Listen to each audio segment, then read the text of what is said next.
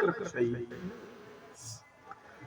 माने जो कृच्छ व्रत करते हैं, बड़े बड़े पापों का प्रायश्चित बताया गया है।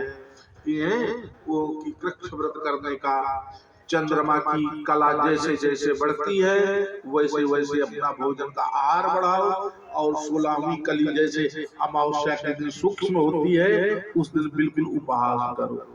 तो इतना बड़ा भारी, इतना कठिन व्रत कौन कर पाएगा। महाराज एकादशी व्रत रहती है तो 9वीं 10वीं से ही तैयारी एकादशी की शुरू हो जाती है। बोले क्या हो रहा है, बोले एकादशी की तैयारी हो रही है। तो एकादशी तो व्रत रहना है, इसीलिए तैयारी 2 दिन पहले से हो रही है। भाई उस दिन अन्न नहीं खाना है, इसलिए तैयारी 2 दिन पहले से। तो ऐसे ऐसे कठिन व्रत कलकाल में कौन करता है। इसलिए जो वो व्रत के बिना, उस प्रायश्चित के बिना भी जो अपना कल्याण चाहता है, त्रिसप्ताह व्रतै कृच्छ्रयी पराकैश्चनितां तनुम अशोष्य संचति स्वर्गम तपसी स्नातु ते सदा।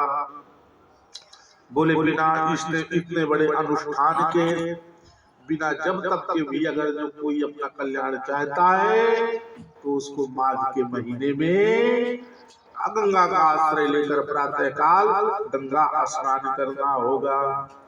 और वैशाख में स्नान के बाद पूजा की महिमा की गई है, कार्तिक में स्नान करने के बाद तप की महिमा गाई गई है, लेकिन माघ मेला में, माघ महीने में बोले हरे पूजा च वैशाखे तपः पूजा च कार्तिके तपो तपो होमस्तथा दानम त्रयः माघे विशेष्यते।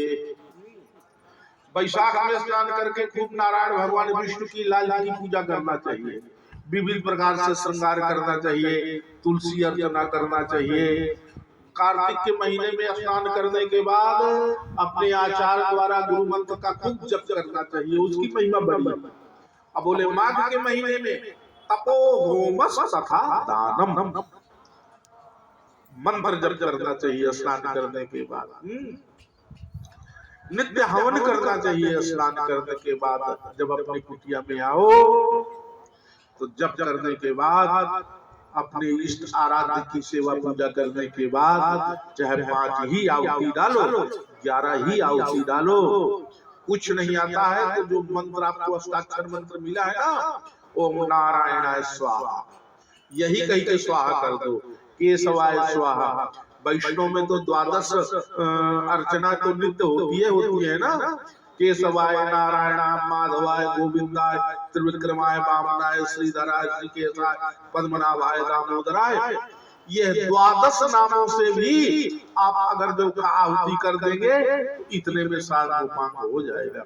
लेकिन नित्य आहुति करना चाहिए। ध्यान दीजिएगा, आहुति में जो घृत हो मार्केट का नहीं होना चाहिए, दुकान का नहीं होना चाहिए। दुकान का घी नहीं होता है, वो केमिकल से बनाते हैं। इसलिए ये तो आप अपने घर में स्वयं एक गाय रखो, और ये तो आपके पास पड़ोस में जो गैया रखे हो ना, उससे हवन के निमित्त आप भुगत लीजिए। लेकिन हवन के लिए घृत बाजारू मार्केट का गांव को घी से हवन नहीं करना चाहिए। गाय का घी ना हो, भैंस का चल सकता है, कब?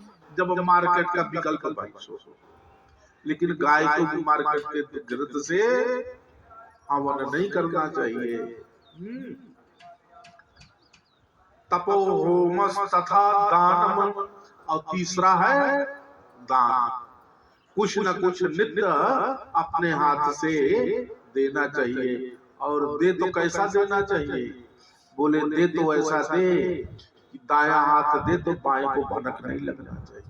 इसकी बड़ी महिमा है, जिसको गुप्त दान कहते हैं।